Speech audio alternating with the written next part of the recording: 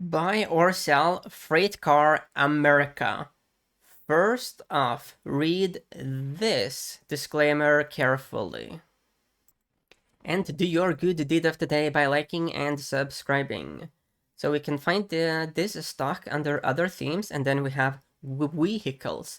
So 26% from the 52-week low, minus 31% pullback, so we are in a bear market. So here is FreightCar America. They are in the trains business. And we do see that it is 22% away from the 52-week low. We have seen a minus 60% pullback, which is huge. Here is the company's website. So purpose built, ready to serve you at FreightCar America. Our team, our new facility, and our offerings are purpose-built to serve you. Our team, our facility, our offerings. Okay. Big into the word "are." Okay, so yeah, it's a very classic industry. The benefit, with these kinds of companies is that it is way easier for analysts to gauge the value of these kinds of stocks, vis-a-vis, what is actually happening with the company. Because that is way more difficult when it comes to these new innovative industries, where we really don't fully, well, you do know the basics of the business model, but there's so many like innovations that are going to potentially optimize this and that, such that the analyst sitting there with his calculator is going to have a much more difficult time to find some price target, as an example. Yeah, but the transportation business is more basic. FreightCar America, rail is the ticker. It's obviously been in the downtrend. So you might look at this, stock and be like, why would anyone want to be bullish on something like this? Well, let me show you how percentages work. From this low to this high, 124%. To this high, we got 181%. But then the stock falls further down. Why would you bother with this stock? Well, here we are at an even lower level. From this level to this, 78%. If we were to go up here, 226%. And then we went even further down. Oh, doesn't that make... Well, why would you ever bother with this then? Well, this is how percentages become very interesting. From this level to this level, wow, almost 1000%. That's the magic of percentages. So, yes, obviously this stock has been in a downtrend. It has. But it's been extremely interesting for bullish opportunities as well.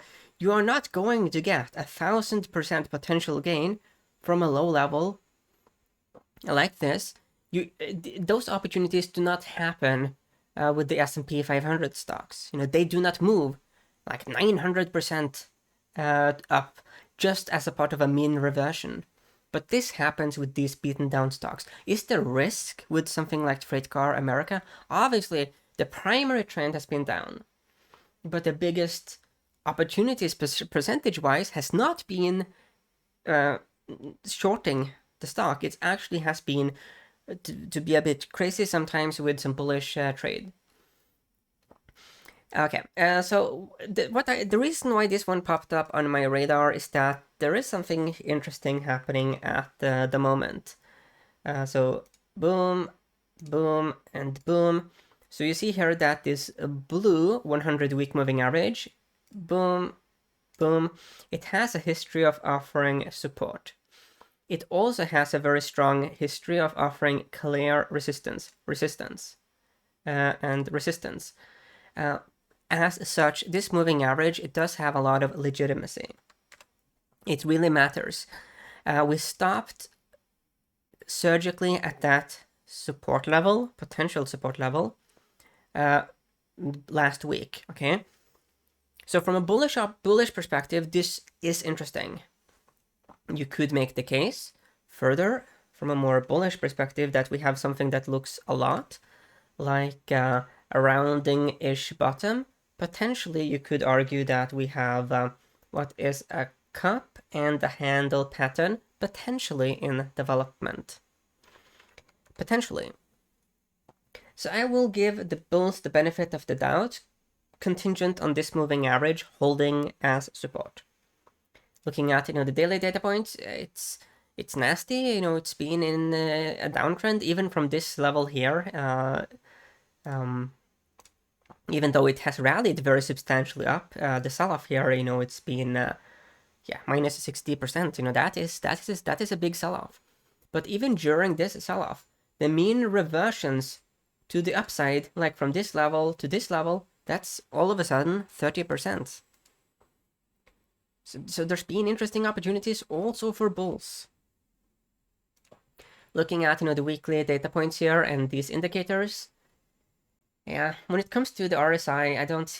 We are at the low level, but we are not like at like an RSI level that many times has triggered a rally. So we don't really have that RSI case, nor do we have it on the PPOs. Going to the daily data points, yeah, on the RSI, we are at a level that has triggered multiple mean reversions to the upside before. But there's also been times where we have been substantially lower, so that is just a risk. And the risk of that happening goes up very substantially if we were to lose this blue 100-week moving average. This is a huge deal for this stock.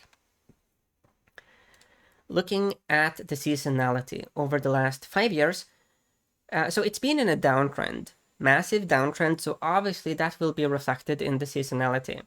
But January is one of the strongest months. Looking at the last 10 years, then January is mediocre for sure, but the average loss isn't that big, minus 0.1%. For January and February. That is not really dramatic.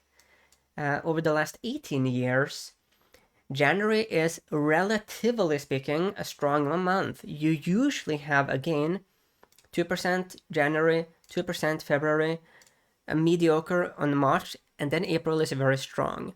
So the seasonality here is not roaringly bullish, but it's not really favorable for the bears either, because as a short seller, this 47% chance of a rally and then average gain on a stock that has been in a downtrend, it's a bit problematic. Looking at Finviz, this diagonal trend line is offering resistance. It's been a good short level for the bears.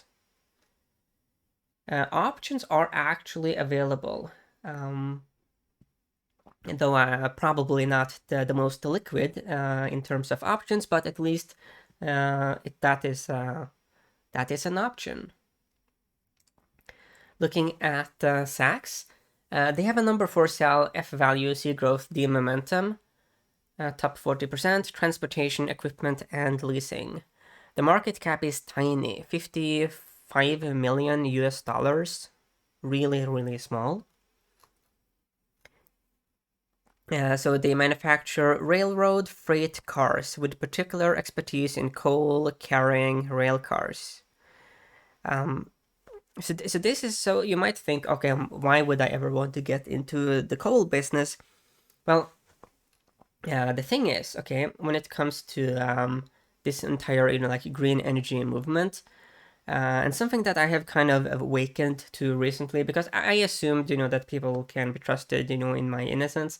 But the problem is that when you look at many of these green alternatives from A to Z, looking at the entire value chain, every step of the process from birth to death, and then you evaluate whether it is green or not, then many of these green quote-unquote alternatives are very murky. They are like really green from like D to J, but the manufacturing and also the disposal of many of these things is very not green at all. So when you compare, from A to Z, coal, oil with various green alternatives, then the entire debate becomes much more complicated. And I was actually kind of baffled that the current analysis of these alternatives was not really based on the A to Z value chain, which is, to me, makes perfect sense. But there's some very problematic things happening in these. Some of them are great. Like I'm hugely bullish on nuclear and solar energy, but when it comes to some of these other ones, whoa, it's the A to SAT analysis is always most important holistically. Always look holistically. Okay, so here is what the insiders are doing. They are buying hand over fist. They are really bullish. They can't stop buying. Not one sell. That's interesting. So let's look at some consensus estimates here. Okay, so we only have 2 analysts covering the stock, but you could make the case that that is actually good given how small this company is. So the average target is 53% above the current price. That is obviously bullish. The highest is 89% above, and the lowest is 16% above. But overall, they're bullish. The correlations. Okay, so 17, well, yeah, 17-ish positive with the S&P 500, 41% with the transportation ETF, the IIT, 22% with Union Pacific, which is, a railroad company. And then you have minus 21% with the dollar index, short term. And then we have minus 69 SPY, minus 40 with IIT, minus 56% with UNP, and minus 88% with the dollar index. So to sum up my take for FreightCar America, I feel more bullish than bearish, but the bullish thesis is completely contingent on that blue 100-week moving average. As long as that holds, it looks very interesting. Yes, we did have that cup and handle pattern as well. That is definitively also interesting. But I do like to have some kind of line in the sand for any kind of trade, because you need to have some kind of stop. You just have to do that. So yeah, but yeah, it's definitively interesting. And as we saw, some of the recent rallies from like these just decimated levels, they have been huge.